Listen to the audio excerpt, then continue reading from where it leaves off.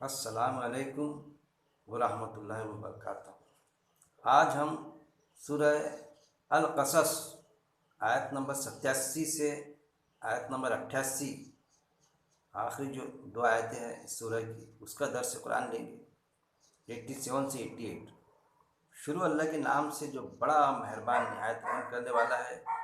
और न वो हरगिज़ रोके आपको आयत से अल्लाह की बाद इसके कि जब वो नाजिल की गई आपकी तरफ, और दावत दीजिए अपने रब की तरफ और हरगिज़ ना हो आप मुशरिकों में से। देखिए अल्लाह रब्बुल इज़्ज़त इस आयत में क्या फरमा रहा है। ये आयत आप वसल्लम से डायरेक्ट तकाजा कर रही है।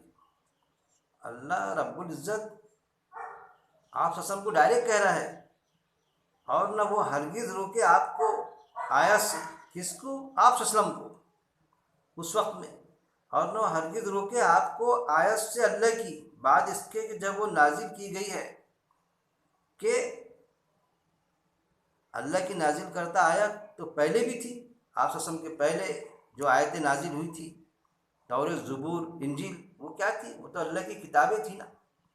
और फिर कुरान में ये भी मौजूद है कि कुरान तस्दीक करता है इसकी पहली वाली किताबों की। बाद वाली किसी किताब की तस्दीक कुरान नहीं करता, लेकिन पहले वाली आसमानी किताबों की तस्दीक करता है। तो क्या फरमा रहे अल्लाह ताला, और न वो हरगिज़ रोके आपको आयत से अल्लाह की, जो अल्लाह की आयत आप पर जो नाजिल हो रही है उससे वो यहूद व नसारा जो दावेदारी पेश करते थे कि हमारे पास भी किताब है, हम भी ईमान वाले हैं,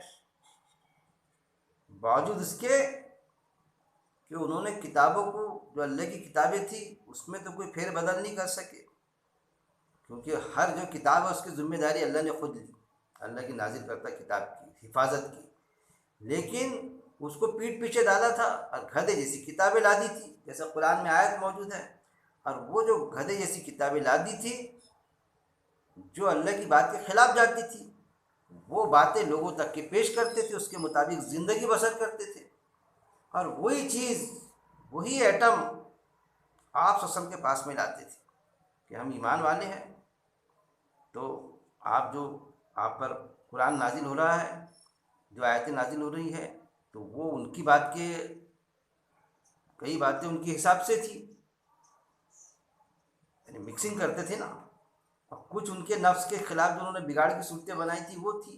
तो वो चाहते थे ऐसा कि हमारी बात चल जाए, कि इस मुताबिक आप ये बात चला दे। आप कोशिश करते थे बाकायदा कि जो आयत नाजिल हुई उसको नज़रअंदाज करके हमारी जो बिगड़ी शिकड़ी की बात आप चलाएं, और न वो हरगिज़ रोके आपको आयत से, गोया कि वो आयत से रुकना, एक आयत नाजिल हो गई उसको आप पशु पेश डाल दे, उसको नज़रअंदाज कर दे जो आप पर नाजिल हुई।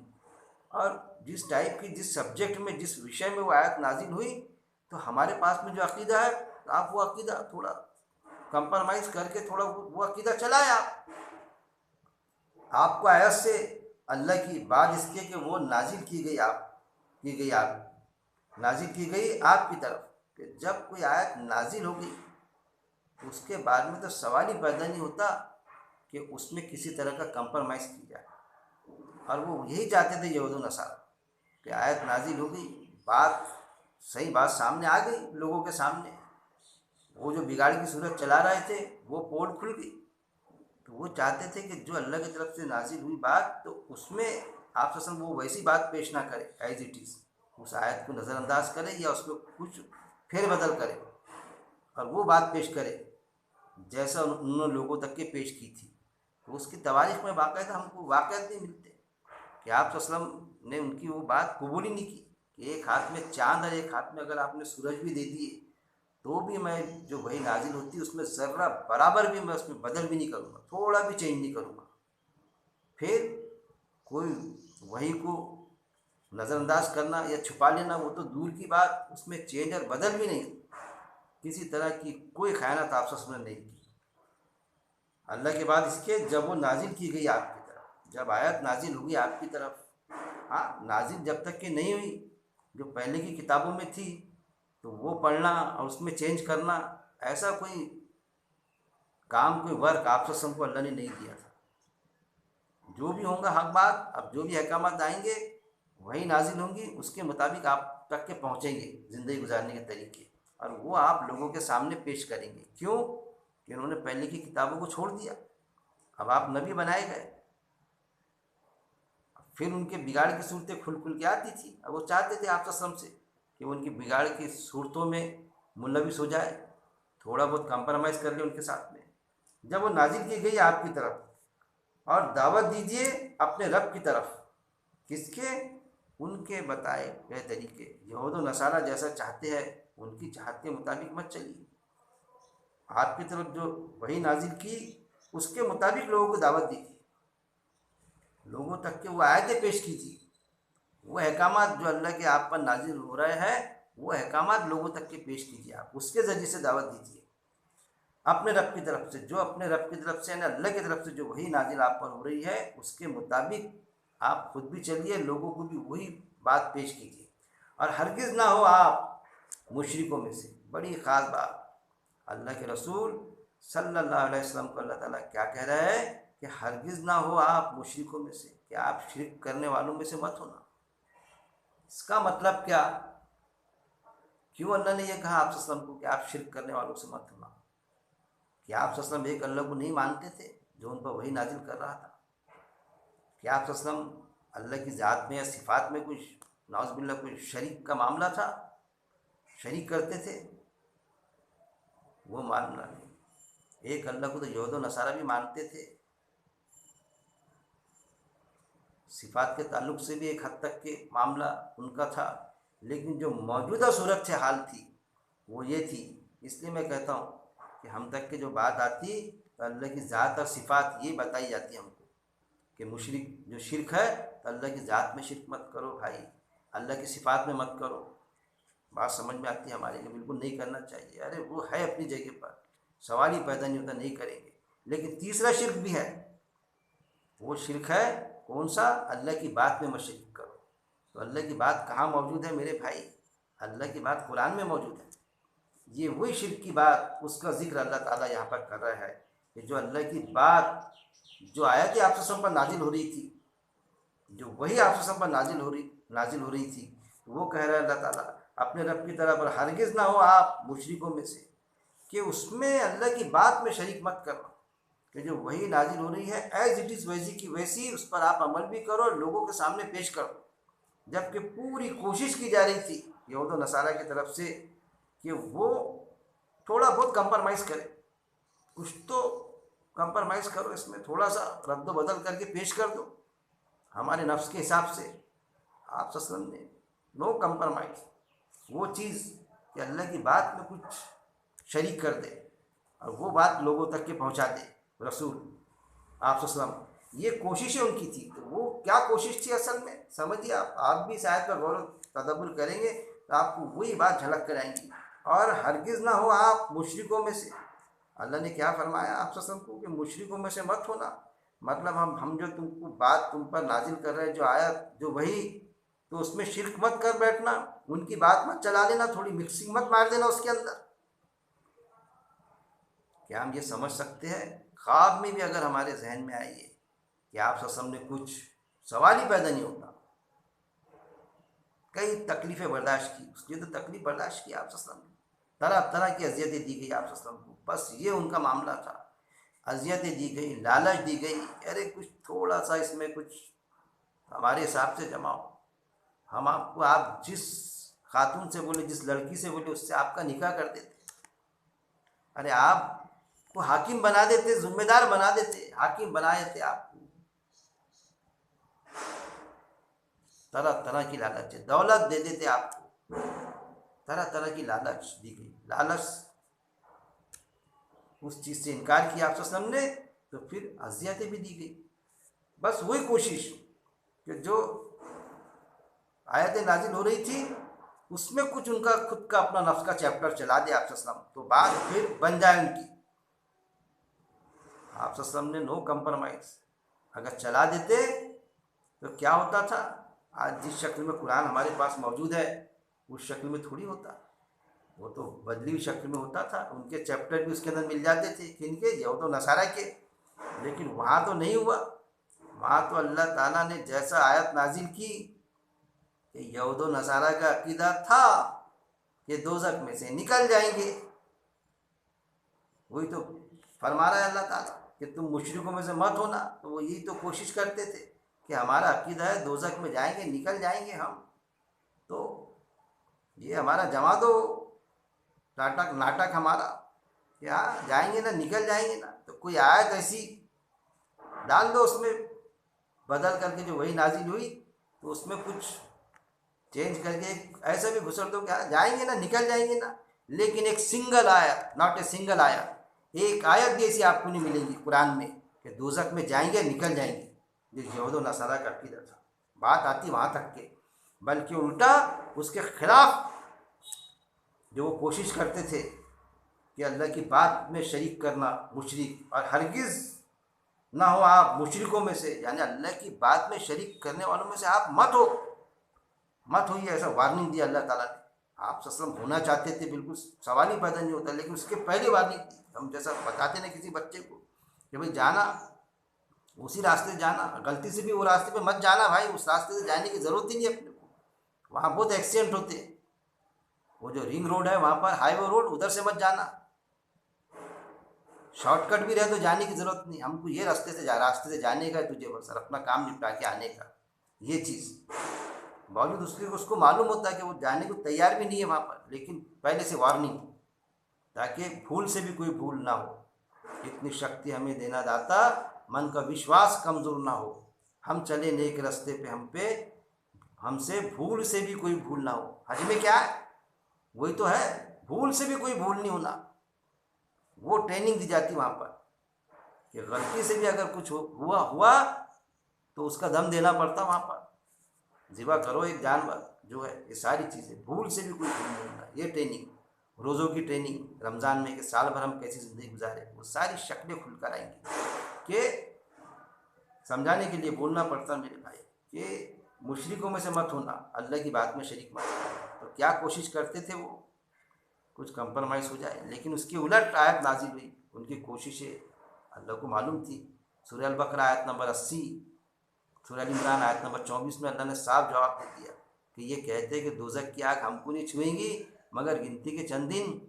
क्या इन्होंने कोई अल्लाह से कोई वादा ले रखा है? ये चीज़ सूरह अल बकरा में भी है, अल्लाह ने कोई वादा किया? ये कहते वो बात जो अल्लाह ने, सारी चीज़ें जो वो बात के जो अल्लाह ने की, वो बात चलाते खुद। अब फिर चलाना चाहते कि आप सल्लम भी उसमें शिरक कर ले आयत में, कि वो मिक्सिंग मार दे आयत के साथ में। ये मिक्सिंग आप सल्लम ने तो मिक्सिंग नहीं की आयत में, लेकिन उनकी कोशिशें तो जारी थी। जो आयत में आ रहा है कि हरगिज़ ना हो आप मुशरिकों में से, अल्लाह की बात में शरीक मत करना। ए मोहम्मद सल्लल्लाहु अलैहि वसल्लम, अल्लाह ने, हम तशरीह में ये लेंगे, साफ साफ फरमा दिया कि इनके झांसे में मत आना, अल्लाह की बात में शरीक मत करना। आप सल्लम ने नहीं किया, अगर करते तो वो आयत नहीं नाजिल होती थी, वो जो नाजिल हुई थी कि ये, बल्कि उल्टा जो आयत आई थी कि इनका बिगड़ा हुआ अकीदा यहूद व नसारा का कि दोज़ख में से निकल जाएंगे, तो उसको कंडम किया, ज़रब लगाई उस आयत के ज़रिए से। तो वो आयत भी आप सल्लम ने कोई दबा के नहीं रखी, वो भी पेश की कि तुम क्या निकलने की बात करते, अल्लाह तो तुम्हारे अकीदे पर ज़रब लगाता कि नहीं निकलेंगे। क्या तुमने अल्लाह से कोई हाथ ले रखा है, या कहते हो अल्लाह पर वो बात जो खुद भी नहीं जानते? इस तरह से आता उसमें, लेकिन कोशिशें जारी थी उनकी। तो फिर हुआ बाद में कांड, आप सल्लम के इंतकाल के बाद में फिर हदीसें लिखी गई। कोई कहता 60 साल बाद, कोई कहता है 200-250 साल बाद, खैर इंतकाल के बाद ही फिर वो राइटिंग में हुआ। फिर हदीसें लिखे गई, तो सही हदीस भी है उसमें जो कुरान की तर्जुमानी करती, जिसको हम गले लगाएंगे, लेकिन ऐसी हदीसें भी है जो कुरान की आयतों से टकराती। और वो जो दोज़ख में निकल जाएंगे, दोज़ख में से निकल जाएंगे, वो हदीस आपको मिलेंगी बिल्कुल मुस्तनद, बुखारी में भी है, मुस्लिम में भी है, कि निकल जाएंगे एक न एक दिन ज़रा बराबर ईमान। यहूद और नसारा का अक़ीदा जो आप सल्लल्लाहु अलैहि वसल्लम की हाज़िरी में चला नहीं सके, बाद में चला दिए, घुसड़ दिए उसके अंदर, जो हमारे अक़ीदे का जुज़ है कि जाएंगे, निकल जाएंगे हम उसमें से। कौन निकालेगा? आप सल्लल्लाहु अलैहि वसल्लम निकालेंगे एक बड़ी खेती। इस तरह से हदीस आती है। ये है वो अल्लाह की बात में शरीक करना। आप सल्लल्लाहु अलैहि वसल्लम ने तो शरीक नहीं किए, अल्लाह की वार्निंग को समझे आप सल्लल्लाहु अलैहि वसल्लम, लेकिन हम समझ नहीं पाए यहूद और नसारा की वो चाल को। हम समझ नहीं पाए कि गुनाह भी करो, नेकियां भी करो, कुछ गुनाह भी करो, दोज़ख में जाएंगे, गुनाह की सज़ा मिलेंगी, बाद में एक न एक दिन जन्नत में चले जाएंगे फिर निकल के।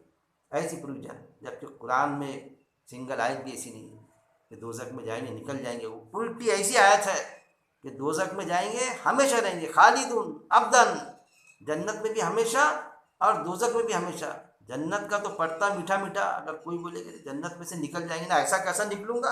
अल्लाह ने लिखा ना आयत में, खालिदुन आया ना, हमेशा हमेशा रहूँगा जन्नत में, ऐसा कैसे लिखूंगा? देखो देखो है आयत, ये देखो आयत है, हमेशा रहूँगा जन्नत में, लेकिन दोज़ख में भी है ना रे मेरे भाई, खालिदीन खालिदीन खालिदून अबदन, नहीं उसमें से निकल जाऊँगा। कैसा? वो जो यहूद और नसारा का अक़ीदा है ना, वो हमारा अकायद का जुज़ है। फिर वो कौल भी भूल गए आप सल्लल्लाहु अलैहि वसल्लम का कि बनी इस्राइल जिस बिल में घुसी, उस बिल में मेरी उम्मत भी घुसेंगी और उससे ज़्यादा घुसेंगी। आप सल्लल्लाहु अलैहि वसल्लम को गैब का इल्म नहीं था, लेकिन एक अंदेशा जजमेंट आप सल्लल्लाहु अलैहि वसल्लम ने पेश किया अपना, जो कौल की शक्ल में मौजूद है, और वो साबित हो रहा है। जजमेंट होता है ना, एक क्लास में टीचर होता, उसको मालूम होता ये जो है ना, ये सब फेल होने वाले बच्चे हैं, और ये तो 100% पास होंगे।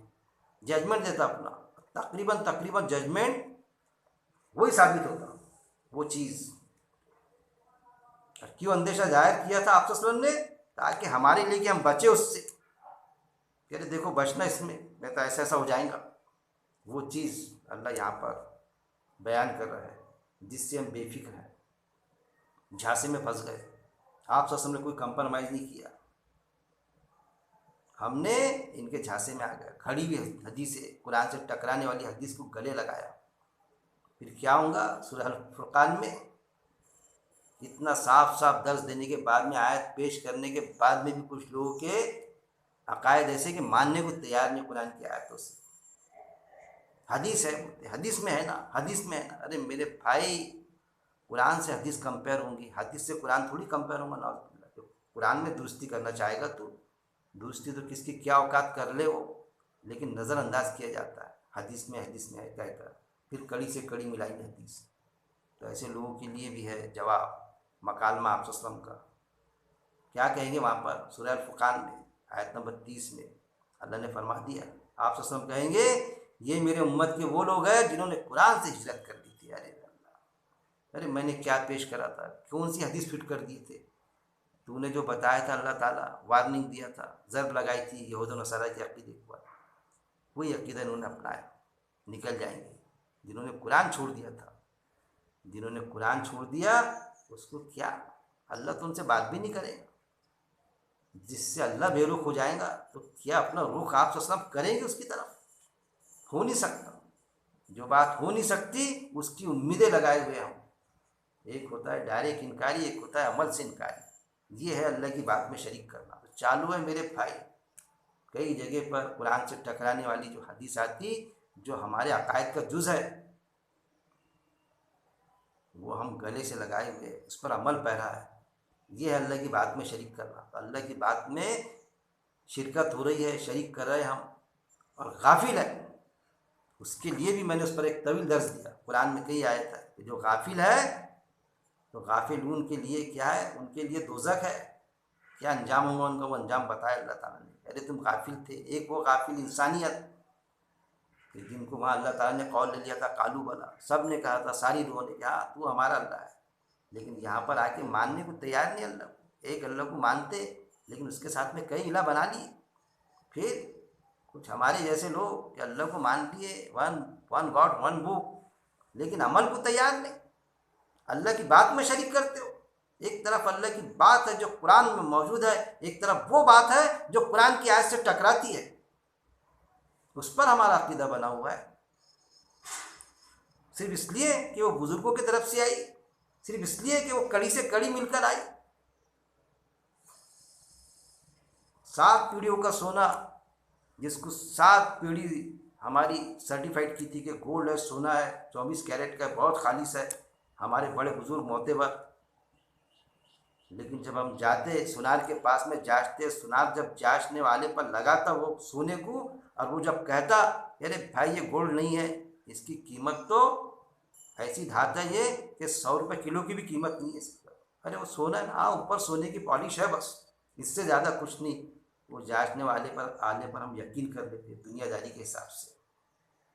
लेकिन ये जांचने वाला अल्लाह कुरान, हक और बातिल के फ़र्क को खोल के रख देने वाली किताब कुरान, जब कोई हदीस कुरान की आयत के खिलाफ जाती, जांचने वाला आला उसको फेल करता।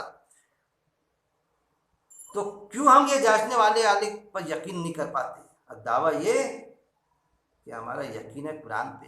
कहाँ यकीन है मेरे भाई? यकीन नहीं है, प्रैक्टिकल में नहीं उतरे। हमारा यकीन तो उन घड़ी हुई हदीस पर बैठा हुआ है। हाँ, जो हदीस कुरान की तर्जुमानी करेगी, गले लगाएंगे उसको, सवाल ही पैदा नहीं होता। और वाक़या भी मौजूद है। छठे खलीफा हज़रत उमर रज़ियल्लाहु अन्हु के हकीकी नवासे उमर बिन अब्दुल अजीज़, घड़ी हदीस के बारे में पकड़ा एक शख्स को, वाक़या मौजूद है, सज़ा दी उसको। जब उसने कहा कि 4000 हदीस तो मैंने माशरे में फैला दी, तो क्या कहा कि जो कुरान पढ़ेगा उससे कैसा बचेगा? खलीफा तूने मुझे सज़ा दे दी, एक हदीस जो मैंने नेकी के लिए कुरान पर नमाज पर कायम हो जाए, लोग नमाज पढ़ना शुरू कर दे, नेकी वाले नेकी पर आमादा हो जाए, उसके लिए मैंने वो भी पॉजिटिव के लिए मैंने की। क्या फरमाया? जो तेरी इस घड़ी की हदीस के मुताबिक नेक अमल करेगा तो वो दोज़ख में जाएगा, झूठ बात पर यकीन करके। ये जो 4000 फैलाई, उससे कैसा बचाएगा तू लोगों? कहा कि जो कुरान पढ़ेगा वो तेरी उस हदीस से बच जाएगा। कुरान पढ़ेगा मतलब सिर्फ अरबी तिलावत नहीं, मुर्दों को बख्शाने वाला। अरबी पढ़ना मतलब तिलावत तो नहीं बोलना चाहिए, तिलावत तो है पीछे पीछे चलना। तिलावत के मायने होते पीछे पीछे चलना। पीछे पीछे जब चले जाता है कि जब कुरान को समझते हम, तो तर्जुमे से पढ़ेंगे समझेंगे तो फिर पीछे पीछे चलेंगे, तो वो बच जाएगा। ये सारी चीज़ें मौजूद है मेरे भाई। फिर उसके बाद आयत नंबर 88 और ना आप पुकारिए साथ अल्लाह के कोई इला, दूसरा नहीं कोई इला, मगर वही हर चीज़ हिलाक होने वाली है सिवाय इसके चेहरे के, इसी के लिए है हुक्म और इसी की तरफ तुम पलटाए जाओगे। क्या फरमाता है रब्बुल इज्जत? और ना आप पुकारिए साथ अल्लाह के कोई इला। पहली जो आयत थी आयत नंबर 87, आप सल्लम से मुखातिब था अल्लाह ताला। उसके बाद में उन्हीं आयत के साथ हमसे मुखातिब है उस आयत में भी आज। और ये जो आयत है इसमें भी आप सल्लम से मुखातिब है, था उस वक्त में, आज हमसे मुखातिब है। और ना आप पुकारिए साथ अल्लाह के कोई इला। आप सल्लम को अल्लाह ताला कह रहा है कि आप ना पुकारिए साथ अल्लाह के कोई इला। मतलब ये जो कोशिश कर रहे हैं आपको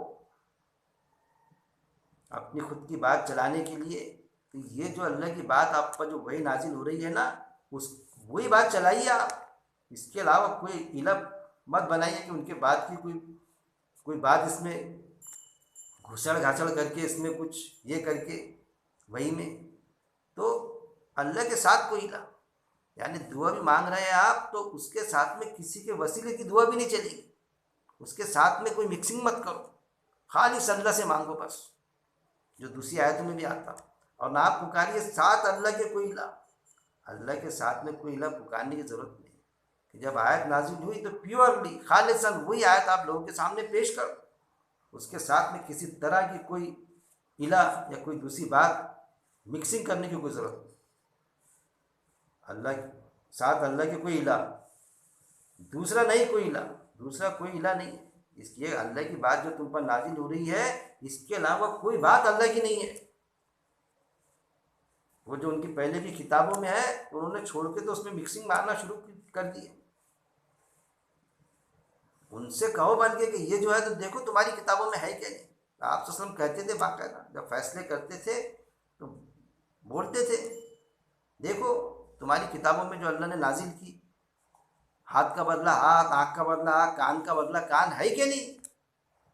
कुरान तस्दीक करता तुम पहले वाली किताबों की, तुम देखो उसमें है क्या नहीं, मुझे क्यों देखने लगा रहे, तुम्हारे कोर्स में वो है कि नहीं आप देखो, मेरे पर तो बाकायदा नाजिल हो रहा है। हम यही लेंगे ना तशरीह में, आयतें नाजिल हो रही है आप सबको अल्लाह की तरफ से, जिस पर नाजिल हो रही वो क्यों देखेंगे। वो नाजिल करता कुरान हमारे पास में मौजूद है, जिस पर हमारा अकीदा है। कोई यहूदी या नसरानी आए और वो ये कहे कि भाई देखो तुम्हारे, हम क्यों देखेंगे दूसरी किताब को, ये पर हमारा अकीदा है। तू देख तेरी किताब में जो अल्लाह की नाजिल करता है, जो तूने छुपाया पीछे डाला, और 27 बाइबल लिखी, उससे भी पेट नहीं भरा तो रेड लेबल बाइबल लिखी, देख उसमें ओरिजिनल इसमें इंजिल में है कि नहीं बात, जो कुरान में मिलेगी तुझे है वो बात, झूठ नहीं बोलना, देख उसमें है कि नहीं तेरे से वो चीज़। पहले वाला सिलेबस थोड़ी चलेगा, जैसा न्यू मैथमेटिक्स आया तो पहला ओल्ड मैथमेटिक्स गलत था, वैसा नहीं, वो भी सही था। टाइपिंग मशीन थी, पहले हाथ से लिखते थे, हाथ से लिखा हुआ भी सही था, बाद में टाइपिंग मशीन आई तो टाइपिंग मशीन आ गई तो कि हाथ से लिखेंगे, क्यों लिखेंगे हाथ से, सही था टाइप करेंगे। अब कंप्यूटर से आ गया, उससे भी ज़्यादा फास्ट हो गया, तो टाइपिंग मशीन क्यों यूज़ करेंगे, कंप्यूटर करेंगे। तो देख कंप्यूटर में लिखा, टाइपिंग मशीन में वैसा लिखा हुआ है कि नहीं जो हम कंप्यूटर से टाइप कर रहे हैं, वही सब्जेक्ट पर बात हो रही, वही हो रही, वो चीज़ हम बताएंगे। और साथ अल्लाह के कोई इला दूसरा नहीं, दूसरा नहीं कोई इला, मगर वही, मगर कौन, वही अल्लाह, अल्लाह के अलावा कोई इला नहीं। साफ अंदाज में अल्लाह ताला फरमा रहा है कि बस उसकी बात चलेंगी। आप ससम जो वही नाजिल हो रही है ना, बस वही के मुताबिक आप ससम खुद भी चलेंगे और लोगों को भी उस पर चलने की दावत देंगे। इसके अलावा कुछ नहीं चलेगा। अगर उसके अलावा थोड़ा भी मिक्सिंग करने की कोशिश किए तो फिर मुशरिकों में से होंगे, जैसा पहले आया। आप ससम के लिए भी वो इंस्ट्रक्शन, आज हमारे लिए भी वो इंस्ट्रक्शन, वो हिदायत अल्लाह की, मगर वही। और ना आप पुकारिए साथ अल्लाह के कोई इला, अल्लाह के साथ में कोई इला मतलब कोई मिक्सिंग करने की ज़रूरत नहीं अल्लाह की बात में, कि फ़लानी हदीस है तो अल्लाह की बात नज़रअंदाज, और वो हदीस को चला देना, आयत से टकराने वाली हदीस को चला देना, उसको तरजीह दे देना, ये है मिक्सिंग। इस तरह की मिक्सिंग आप ससम ने नहीं की कि पहले की लाओ तुम्हारी किताब, उसमें से थोड़ा मैं देख लेता, वही आई तो अरे वो तुम्हारी किताब में है कि हाँ, मैं वैसा उस टाइप से कर लेता।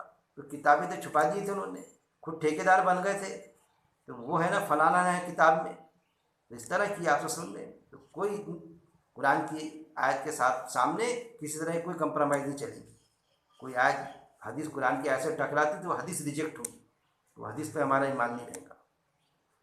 और ना आप पुकारिए साथ अल्लाह के, क्योंकि अल्लाह के रसूल सल्लल्लाहु अलैहि वसल्लम दो बात बोल नहीं सकते। एक वो बात जो वही आप वसल्लम पर नाजिल हुई, जो कुरान में लिखवा दिया आपने, एक वो बात हदीस यानी बात, एक वो बात जो कुरान से टकराने वाली किसी मोतबर ज़राए से आती, पीढ़ा पीढ़ी से आती, जैसा गोल्ड आया था और वो गोल्ड सुनार ने बोला गोल्ड नहीं है,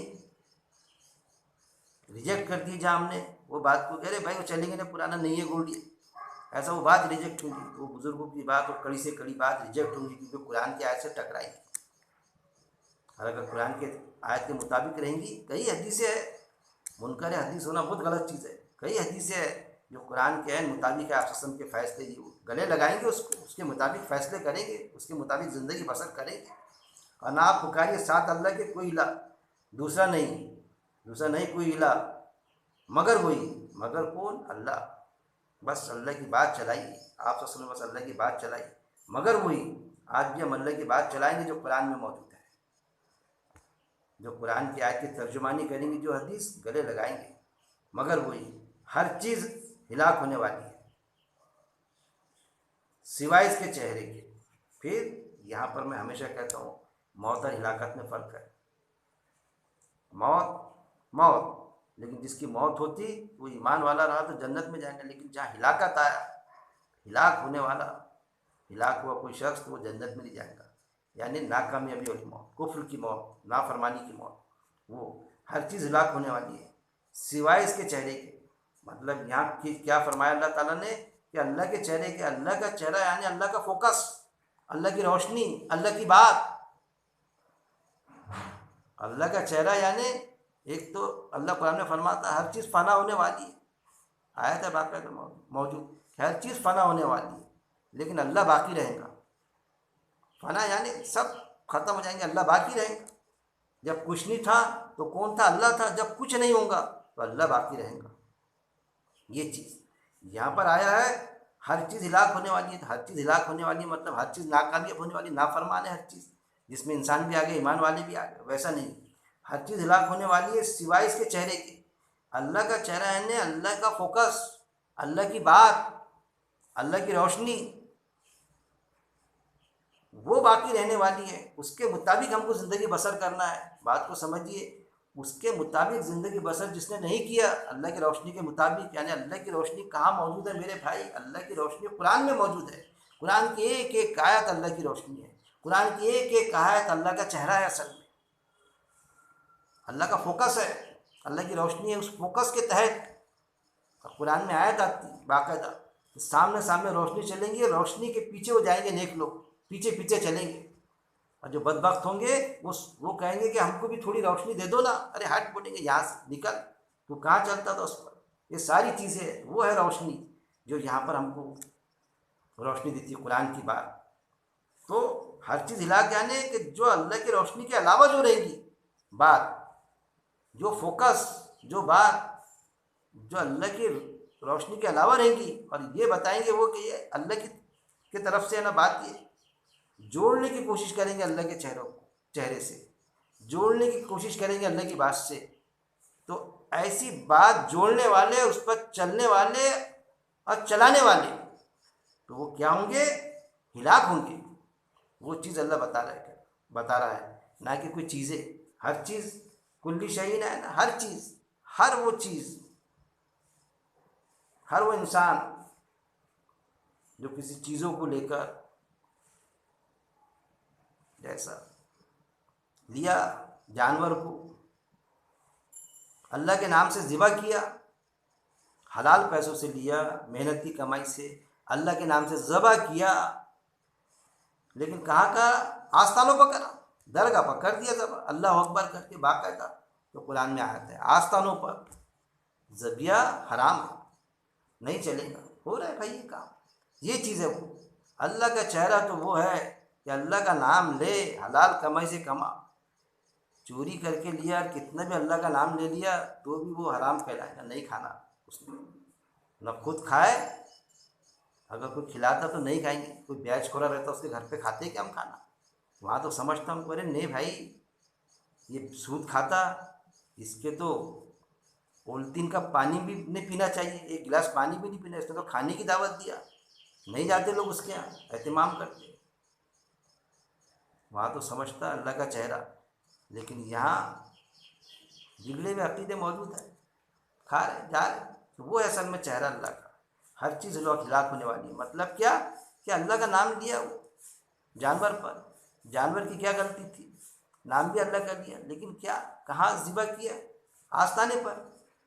तो फिर हर चीज़ हिलाक। वो फेल कैसा हुआ? हिलाकत में डालने वाला फेल। पर्टिकुलर उस फेल के, उस चीज़ के तहत जो काम हुआ, वो जो चीज़ थी हलाल थी उसको हराम कर दिया।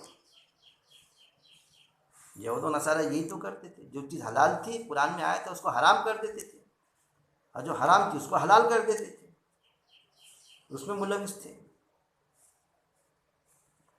हर चीज़ हलाक होने वाली है सिवाय इसके चेहरे की। हर चीज़ हलाक। अल्लाह का जो फोकस है, अल्लाह का जो चेहरा है, अल्लाह की जो बात है, उस बात के मुताबिक जो ज़िंदगी बसर नहीं करेगा, उस जो फेल अल्लाह ने बताया, जो एक्टिविटीज़ अल्लाह ने बताया, जो कुरान में मौजूद है, उससे टकराने वाली एक्टिविटीज़ करेगा, उसको अकायद के जुज़ बनाएगा।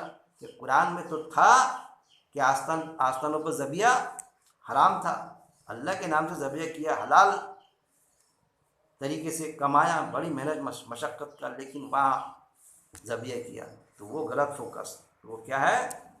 सिवाय उसके चेहरे के, अल्लाह के चेहरे के अलावा, अल्लाह के फोकस के अलावा, अल्लाह की बात के खिलाफ जो अमल होगा, जो कुरान से टकराएंगी वो बात, कितनी भी हदीस लाए उसको सर्टिफाइड करने के लिए, वो कितने ही करामत के ढेर लगा दे, वो ऐसी करामत वैसी करामत, ऐसे वली बड़े मोतबर वली थे वो, उसके मैंने आस्थाने पर ज़बह किया। अरे भाई वो मोतबर थे, वो वली थी जो हस्ती चली गई, लेकिन तुमने उसके साथ में कैसा मिला दी वो चीज़। हर चीज़ हलाक होने वाली है सिवाय इसके चेहरे के, इसी के लिए है हुक्म और इसी की तरफ तुम पलटाई जाओ। तो क्या है, हुक्म उसी के लिए है, मतलब हुक्म किसका चलेगा, हुक्म अल्लाह का हुक्म चलेगा, उसी के लिए हुक्म, यानी हुक्म अहकामात अल्लाह के चलेंगे, हुक्म यानी बात अल्लाह की चलेंगी। तो अल्लाह की बात कहाँ मौजूद है, कुरान में। और जो अल्लाह की बात से टकराने वाली बात होंगी वो नहीं चलेंगी, जो यहूद और नसारा ने चलाने की कोशिश की और आज भी चलाने की कोशिश की जा रही है कि बनी इसराइल जिस बिल में घुसी मेरी उम्मत भी घुसेंगी। उन्होंने गधे जैसी किताब लादे थे कि इन्होंने अल्लाह की किताबों को छोड़ा और गधे जैसी किताबें ला दी। अगर आज आयत नाजिल होती तो ट्रकों से किताबें लाती, ये आता था, ट्रकों से किताबें है और उसमें लिखा हुआ है बिगड़े अकायद जो हमारे ईमान का जुज़ बनाए जा रहे हैं। इसीलिए और उसी के लिए है हुक्म और इसी की तरफ तुम पलटाए जाओ। अल्लाह के लिए हुक्म, सारा हुक्म अल्लाह का चलेगा, कुरान के मुताबिक ज़िंदगी बसर होगी। और जो सुन्नतें कुरान के अहकामात के मुताबिक रहेंगे, उसको गले लगाएंगे, उसके मुताबिक ज़िंदगी बसर करेंगे और उसी की तरफ तुमको पलट के जाना है। किसके तरफ पलट के जाना है, अल्लाह की तरफ पलट के जाना है भाई, किसी और की तरफ से नहीं। कुरान में वो भी है कि हमारे कायदे में कोई तब्दीली नहीं पाओगे, तो ऐसा नहीं होगा अल्लाह के सिवा कोई दूसरे के पास पलट के चले जाएंगे, या फिर अल्लाह, वहाँ कुरान में ये भी आया था अल्लाह ही पाक करेगा, वहाँ पर कोई दूसरा पाक नहीं करेगा, कोई किसी की सिफारिश नहीं करेगा, कोई नहीं पाक करेगा, गुनाहों से अल्लाह पाक करेगा। जो गुनाह यहाँ किए, जिसकी हद लगी थी, अगर यहाँ पर वो गुनाह जिना किए उसकी सज़ा मिल गई, हाकिम ने दे दिया, वो पाकी चलेगी वहाँ पर। जिना किया था वक्त खलीफा ने, हाकिम ने सज़ा दे दिया उसको जिने की, तो वो शिफात चली, वो पाकी कह रहे मैंने इसको सज़ा दे दिया था, मैंने सज़ा भुगत दिया था, अरे मैंने इसको गाली दिया था, मैंने इससे माफ़ी मांग ली थी, इसने मुझे माफ़ कर दिया था, इसने बदला ले लिया था। तो गोया कि दुनिया की पाकी चलेगी, ना कि वहाँ पर कोई पाक करेगा कि यहाँ तो सज़ा नहीं भुगते, यहाँ तो माफ़ी नहीं मांगे, अब वहाँ पर हाथ जोड़ जोड़ के माफ़ी मांग रहे। यहाँ तो बड़े आलिम साहब को बड़ी बदजुबानी की, गालियाँ दी, उलमाए हक़ को गलत कहा, उस पर भी हमने सोचना चाहिए। जो कुरान की बात करते उलमाए हक़ भी मौजूद है माशरे में, उलमाए सू भी मौजूद है, हमको कोई हक़ नहीं बनता कि हम उलमाए हक़ की बेइज्जती करें। अरे जो उलमाए सू है उनको भी हम कोई ऐसी, हमारी गुफ्तगू को गलत अंदाज से नहीं होना, उनको भी हक़ हासिल नहीं, सिर्फ हमको यह हक़ हासिल है कि हम उन पर तनकीद करें और उनके बाद जो हमको लगता है उलमाए सू है तो उसके मुताबिक हम हमारी ज़िंदगी का रुख पलटाए, ना कि तबीयत झल्लाए कि उनको भी अनाप शनाप कुछ ये होना। अरे हमको अल्लाह ने रास्ता बताया, उनको भी तनकीद करेंगे तो गाइडलाइन अल्लाह देगा। हो सकता है ये ना हो कि हम पकड़ में आ जाए अल्लाह की, और उम्मा सू जिस आलिम, जो आलिम होता है सू होता गलत पर है, अल्लाह उसको तौफीक दे दे। तो मुखालिफत इल्म की बुनियाद पर होना चाहिए, ना कि बुक्स की बुनियाद पर। फिर और कुछ आयत भी है बाकायदा कि अल्लाह के साथ, यहाँ पर भी आया किसी को मत मिलाओ, तो सूरह शोरा में भी आया आयत नंबर 213 में, बस तुम अल्लाह के साथ किसी दूसरे माबूद से दुआ भी ना करना, ऐसा किया तो तुमको भी अजाब दिए जाने वालों में शामिल कर दिया जाए। आप सब समझे, अल्लाह ताला कह रहा है कि बस तुम अल्लाह के साथ किसी दूसरे माबूद से दुआ भी मत करना, मतलब अल्लाह से मांग रहे तो उसके साथ में किसी को ज्वाइन करने की ज़रूरत नहीं। जबकि इब्राहिम सलाम का दीन, कुरान की आयत है, अल्लाह ने सिखाया आप को कि हम वही दीन सिखाया आपको जो इब्राहिम सलाम का दीन था, कायम हो जाओ इब्राहिम सलाम के दीन पर, दीन इस्लाम पर मतलब। लेकिन कभी भी आप ने इब्राहिम सलाम के वसीले से दुआ नहीं मांगी। कुरान की कई आयतें आपको ऐसे लगेंगी कि इब्राहिम सलाम को अल्लाह ताला ने कैसी तरजीह दिया कि दीन इब्राहिम पर कायम हो जाओ, आप को कहा। वो मुशरिकों में से नहीं था, सबसे कट के हो गया था, लेकिन कहीं भी कोई आयत ऐसी नहीं मिलती कि आप को ये कहा अल्लाह ने कि इब्राहिम सलाम के वसीले से दुआ मांग लो। बल्कि उनके लिए दुआ है जो हम पढ़ते नमाज में, सारे पहलू के लिए इब्राहिम सलाम पर जो दुरूद शरीफ पढ़ते वो है, ना कि उनका कोई वसीला करके। लेकिन हमारे पास में चैप्टर चलाए जाते आप के वसीले से दुआ, सारी दुआ जायज़ होती, लेकिन आप वसल्लम के वसीले तो फिल्म में अल्लाह ताला, तो ये है शिरक दुआ में। सूरह मोमिनून उसमें आखिरी में आयत में बाकायदा इस पर भी मैंने दर्स लिया हूँ, दरस कुरान साफ फरमा दिया अल्लाह ताला ने कि जो अल्लाह के साथ में किसी को पुकारे दुआ में तो उसकी दुआ बेदलील है। गालिबन सूरह कसस में भी एक जगह है, सूरह मोमिनून में भी है। सूरह मोमिनून में तो है ही, उस पर दर्स बाकायदा लिया हूँ मैंने। तो ये चीज़ सूरह शूरा में भी है। बस तुम अल्लाह के साथ किसी दूसरे माबूद से दुआ भी ना करना, ऐसा किया तो तुम भी अज़ाब दिए जाने वालों में शामिल कर दिया जाएगा तुम्हें। आप कसम से अल्लाह ताला कह रहा है, ये आयत आज हमसे तकाजा कर रही है कि दुआ में हम किसी को ना पुकारे, क्योंकि कुरान में अल्लाह ताला ने साफ फरमा दिया मैं तुम्हारे शहर के करीब हूँ। सूरह अल बकरा गालिबन आयत नंबर 216 है। ये पूछते हैं कि हम अल्लाह से कैसे मांगे, तो डायरेक्ट अल्लाह ने ये नहीं कहा कि वसीले से मांगो। पहुँच ही जाता हूँ मैं किसी भी पुकारने वाले की पुकार पर, जब वो मुझे पुकारता है मुझे चाहिए कि बस मुझी से मांगे, अल्लाह ताला शहर के करीब है वो चीज़। फिर सूरह बनी इसराइल आयत नंबर 74-75, और अगर हम आपको साबित कदम न रखते तो करीब था कि आप वसल्लम इनकी हिदायत के तलब में किसी चीज़ में इनके खातिर कुछ थोड़ा नर्म रुख इख्तियार कर लेते। क्या फरमाया अल्लाह ताला, अगर हम आपको साबित कदम न रखते यानी आप वसल्लम को, तो करीब था कि आप वसल्लम इनकी हिदायत के तलब में, यानी काय के लिए, ये हिदायत पर आ जाए उसके लिए। जैसा मैंने कहा छठे खलीफा का कि नेकी की तरफ डालने के लिए मैंने झूठी हदीस घड़ी भी चलाया, इनके हिदायत के तलब में किसी चीज़ में इनके खातिर कुछ थोड़ा नर्म इख्तियार करते, कुछ थोड़ा नर्म रुख इख्तियार करते। अगर ऐसा हो जाता, थोड़ा नर्म रुख इख्तियार करते, अगर ऐसा हो जाता तो फिर हम यानी अल्लाह तुमको यानी आप को दुनिया में दुगनी सज़ा देते और मौत के बाद भी दुगनी सज़ा देते। कितनी ख़तरनाक वार्निंग आप पर अल्लाह की। फिर आप हमारे मुकाबले में किसी को मददगार ना पा सकते थे। ऐसी आयत जो आप को अल्लाह ताला वार्निंग दे रहा है, वो आयत भी आप ने ख़यानत नहीं की, पेश कर दी। हमारे जैसा होता अगर, अरे नहीं भाई इसमें तो यार मेरे को वार्निंग है, गायब कर दो ये आयत, इसमें तो मेरे पर ही अटैक मार दिया अल्लाह ने। लेकिन नहीं, अल्लाह की आयत में किसी तरह की कोई ख़यानत आप ने नहीं की कि नर्म रुख इख्तियार करते, अगर ऐसा हो जाता तो दुगनी सज़ा देते। लेकिन हम नर्म रुख इख्तियार कर रहे हैं, दावत देते किस चक्कर में कि हिदायत के चक्कर में कि ये नेकी पर कायम हो जाए, इसलिए घड़ी हुई हदीसें डाला उस शख्स ने। भाई ये इस्लाम में आ जाएगा तो इसलिए ईमान भी नहीं लाया, तो चलो भाई इसको नमाज की लेके चले जाए, उसमें खुश, जुमे की नमाज़ पढ़ा दे रहे, उसको रोज़े रखा दे रहे, 3 रोज़े रख लो। अरे भाई ईमान ला बाद में रोज़े रख, ईमान ला बाद में नमाज़ पढ़, ये गलत चैनल चलाने की क्या ज़रूरत। ये तो ऐसा हो जाएगा कि अगर सऊदी अरब का निज़ाम हमारे सामने पास में आ गया ऐसे लोगों पे, तो फिर वो तो बोलेंगे चलो हज को भी ला ही लो, उसको ईमान नहीं लाता मत ला, चल हज कर ले भाई, हज कर ले। तो कितना भी बड़ा रहा, पूरी दुनिया का बड़ा, सारी दुनिया की हुकूमत उसके हाथ में रहे, या फिर सारी दुनिया की दौलत आ जाए उसके पास में, जान मरीख तक के चले जाए कहीं तक के भी, और वो ईमान वाला ना हो, और वो बोले हमको कि भाई हज को आने दो मेरे को बगैर ईमान के, तो क्या उसको इजाज़त मिलेगी?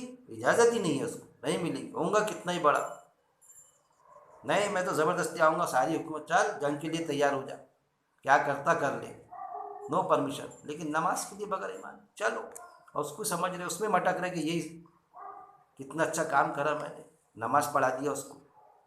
अरे भाई ईमान की दावत दे दे, हिदायत अल्लाह के हाथ में। कितना अच्छा काम करा मैंने, दरगाह पर लेके चले गए चद्दर चढ़ानी उसको, मैंने भी वहाँ पर सजदे करा, मैंने भी वो जानवर का खाया ज़बिया अल्लाह के नाम से करके आस्ताने पर, उसको भी खिलाया।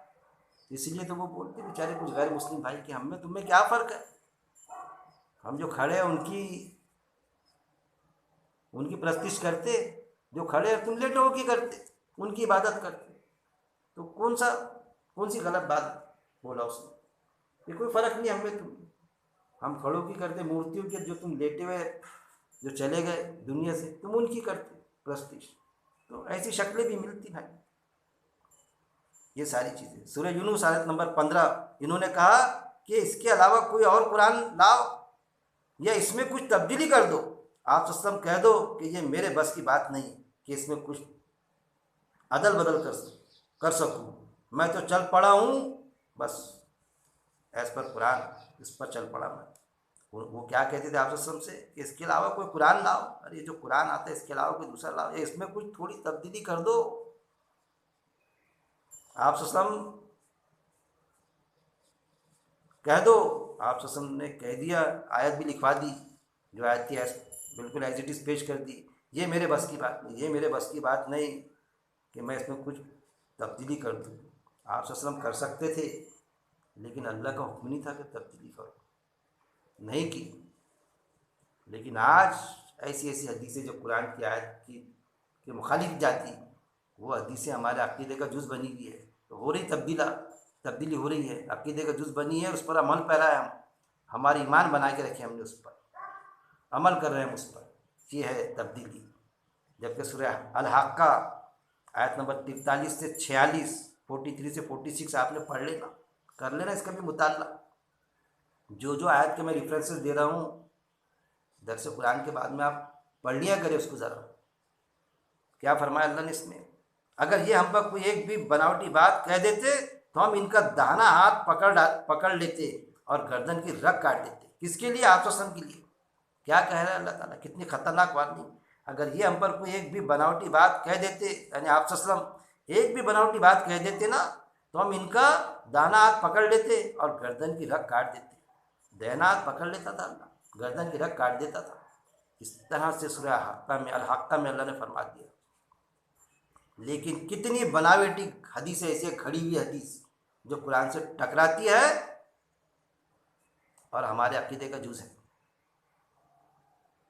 कुरान की आयत से सीधी टकराती, उस पर दुरुस्त मौजूद है मेरे बाकायदा, कि जिसको शैतान इब्लीस तस्लीम करता कि क़यामत तक के मोहलत दे, मुझे अल्लाह इंसानों को बहकाने की, अल्लाह ने मोहलत दी उसको क़यामत तक के बहकाने की। और आयतें मौजूद है 3-4 जगह कि जब दोबारा उठाया जाएगा, तुम क़यामत के दिन दोबारा उठाया जाएगा, जब जिस्म और रूह के जोड़ मिला दिए जाएंगे। सूरह तकवीर में मौजूद है और दूसरी जगह पर मौजूद है। लेकिन जब दफन करते 40 कदम गए नहीं तो जिस्म और रूह के जोड़ मिल जाते, जहाँ पर कुरान में कई ठिकाना नहीं है वो चीज़ का। और फिर सवालात होते वहाँ पर, कोई जमात बोलती 3 सवालात और कोई जमात बोलती कि नहीं 4 सवालात होती है, उसमें मुत्तफिक है। अरे भाई, जोड़ ही नहीं मिलते, क़यामत के दिन मिलेंगे। शैतान ने तस्लीम किया, कुरान से टकराने वाली हदीस मौजूद है बाकायदा, उस पर हमारा अक़ीदा बना हुआ है। अरे वो तो रूह जमा होगी इसकी, नेक था तो इल्लीन में चले गई रूह, अब बद था तो ज़मीन के तहे में सिज्जीन में चले गई। कब मिलेंगी? रोज़े क़यामत। शैतान इब्लीस ने तस्लीम करा, लेकिन हमको ऐसा बहकाया, कुरान से टकराने वाले मिक्सिंग वाले आइटम, जिसके लिए आप सबको अल्लाह ने वार्निंग दिया था। आप सब ने कुछ सारी मुसीबतें बर्दाश्त की, किसी तरह का कोई कंप्रोमाइज़ नहीं किया लोगों के साथ में, न किसी लालच में आए, न किसी से डरा, न खौफ खाया। लेकिन ना हमको किसी का खौफ है, न डर है, न लालच है। लेकिन ऐसे गाफिल है हम कि बस मानते चले जा रहे हैं। किस लिए? बुज़ुर्गों से आ रहा है, वो बड़े जय्यद आलिम है, बुज़ुर्गों से चला आ रहा है कि सोना है 7 पीढ़ी का। अब वो सुनार के पास में गया, उसने बोला कि सोना नहीं दूसरी धात है, तो वहाँ कैसा यकीन करता? अरे नहीं भाई, सोना नहीं है दूसरी धात है बाबा, मैं करोड़पति था, हज़ारपति रह गया मैं, वहाँ मानता, कुरान के मामले में नहीं मानता। अरे नहीं मानेंगे, बुज़ुर्गों की बात नहीं मानेंगे, कड़ी सी कड़ी कुरान से टकराएंगे। क्यों हमारा रद्द अमल ये नहीं होता? नहीं भाई, इस पर बड़े जय्यद आलिम। अरे भाई, इल्म हक भी मौजूद है, उनमें सू भी मौजूद है, कुरान की वो आयत भी मौजूद है बाकायदा कि रहमान के बंदों की सिफत, गालिबन आयत नंबर 73 है वो, सूरह अल फुरकान में आयत नंबर 73, कि रहमान के बंदों की सिफत बनाया अल्लाह ताला ने, कि ये सिफत है कि हमारी आयतों में अंधे बहरे होकर नहीं घुसते। आयतों के मामले में अल्लाह ने बताया रहमान के बंदों की सिफत कि किसी ने, मैंने जो आयत बता दी आपको पेश करा, तो अंधे बहरे नहीं घुसते, उस पर गौर तदब्बुर करते। आपका काम है कि उस पर गौर तदब्बुर करे आप, मैं पेश करूँ या कोई बड़ा जय्यद आलिम पेश करे। ये रहमान के बंदों की सिफत है कि आयतों पर भी गौर तदब्बुर करते, उस पर अंधे बहरों के नहीं घुसते। आयतों के मामले में अल्लाह ने बताया, क्यों कि कुरान में मौजूद है आयतों के मामले में कि तकज़ीब कर देंगे, आयतों की तहरीफ कर देंगे। तकज़ीब यानी झुटलाना, वो समझ में आता है कि भाई झुटलाएगा, ये मानेगा नहीं, उसके सामने दूसरी हदीस पेश कर देगा। ये तकज़ीब, आयत को झुटलाया, दूसरी हदीस लाया उससे टकराने वाली, और तहरीफ यानी उसमें चेंज कर देगा। तो चेंज मतलब अरबी मदन में थोड़ी चेंज करता, वो जो ब्रैकेट मारते ब्रैकेट में। कुरान में अल्लाह ने 2 तलाक बताया, तीसरी तलाक ब्रैकेट में मार के।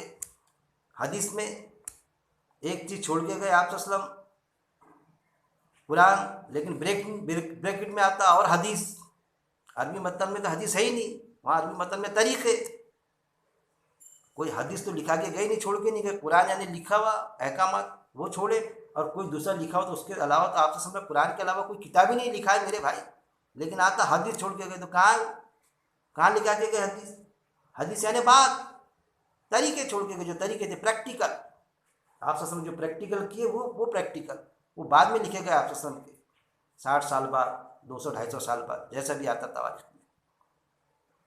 तो वो चीज़ के बनावटी बात कुरान की आयत के मामले में ऐसा चौकन्ना अल्लाह ने बताया, रहमान के बंदों की सिफत। क्योंकि हदीस के मामले में उस गौर तदब्बुर नहीं करेंगे हम हदीस पर, कुरान के मामले में अल्लाह ताला ये कह रहा है कि चौकन्ना रहना, बिल्कुल अंधे बहरे होकर नहीं घुसना आयतों पर, क्योंकि आयत गलत नहीं हो सकती लेकिन कोई गलत अंदाज से पेश कर सकता है।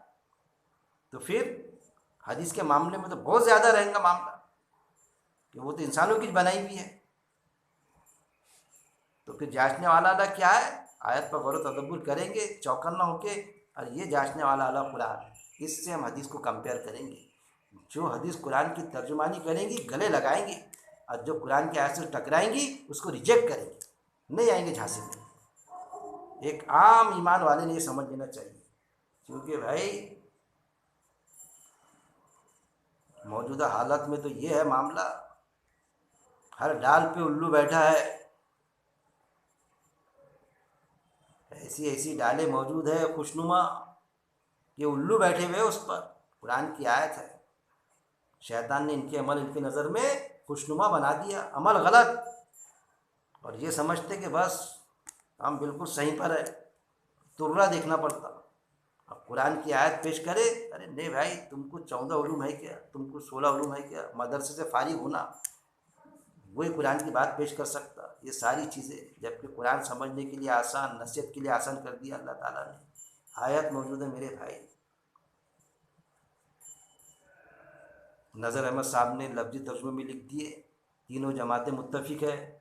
चंद पारे भी अगर पढ़ लेगा कोई, चंद सूरे पारे भी पढ़ ले, तो पूरे कुरान को बासानी समझ सकता। समझ लिया तो फिर लोगों के सामने पेश करना शुरू कर दिया, किधर आ गए 14-16 उलूम, किधर आ गया मदरसे से फारिग होना। और इसमें 3-4 जमातें, अहले हदीस, अहले सुन्नत, बरेलवी और देवबंदी, सब मुत्तफिक है उसमें, देख लेना उनका पहले पेज पर।